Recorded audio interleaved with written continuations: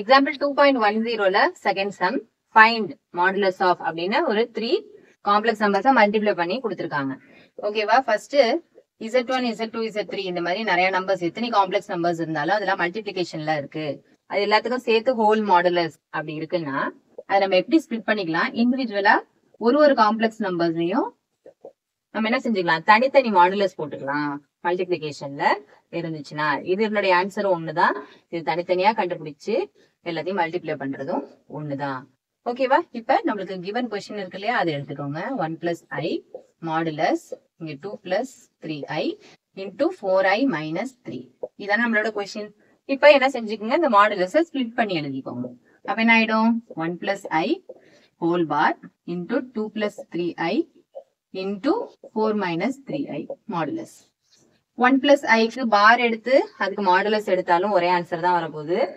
1 - iன்னு வச்சுட்டு அதை மாத்தி காஞ்சுகேட் எடுத்ததுக்கு அப்புறம் பண்ணாலும் ஒண்ணுதான் வரப்போகுது. இருந்தாலும் நம்மளுக்கு அங்க இது கொடுத்துருக்காங்களே காம்ப்ளிமெண்ட்ஸ், அதனால நம்ம என்ன செஞ்சுக்கலாம்? அதை 1 - iன்னு என்ன மாத்திக்கலாம்?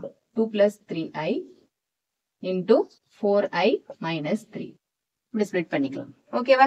இப்ப இண்டிவிஜுவலா என்ன செய்யலாம்? ஒரு மாடுலஸுக்கும் நம்ம வேல்யூ கண்டுபிடிக்க வேண்டியதான். which is equal to square root of first modulus என்னது? 1 - i இருக்கு இல்லையா, அதுக்கு square root of real part square plus imaginary part square into square root of next term என்னது?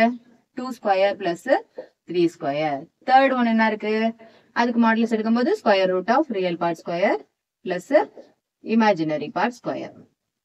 ஓகேவா? இப்ப எல்லாத்தையும் ஸ்கொயர் எல்லாம் வேல்யூ அப்ளை பண்ண வேண்டியதான். 1 ஸ்கொயர்ங்கிறது 1, -1 ஸ்கொயர்ங்கிறதும் 1 தான். அடுத்தது பாருங்க, 2 ஸ்கொயர்ங்கிறது 4 + 3 ஸ்கொயர்ங்கிறது 9 இன்டூ ஸ்கொயர் ரூட் ஆஃப் 4 ஸ்கொயர்ங்கிறது 16, 3 ஸ்கொயர்ங்கிறது 9. இதுக்கு என்னது ஆன்சர்? 1 + 1ங்கிறது 2 into 4 + 9 13 into square root of 25. இதுக்கெல்லாம் ஸ்கொயர் ரூட் எடுக்க முடியாது, இதுக்கு மேல சிம்பிளிஃபை பண்ண முடியாது. இது மட்டும் என்ன செஞ்சுக்கலாம்? 25க்கு 5ன்னு நம்ம எடுத்துக்கலாம். ஸோ 5 இன்டூ இதை எதையும் சிம்பிளிஃபை பண்ண முடியாது இல்லையா, 2 ரூட்ருக்கு பதிலா ஒரே ரூட்டா இந்த 2 நம்பரையும் மல்டிப்ளை பண்ணி ஒரு சிங்கிள் நம்பரா எழுதிக்கலாம். 2 × 13 26ன்னு எழுதிக்கலாம். ஸோ 5 √26 அதுதான் நம்மளோட ஆன்சர்.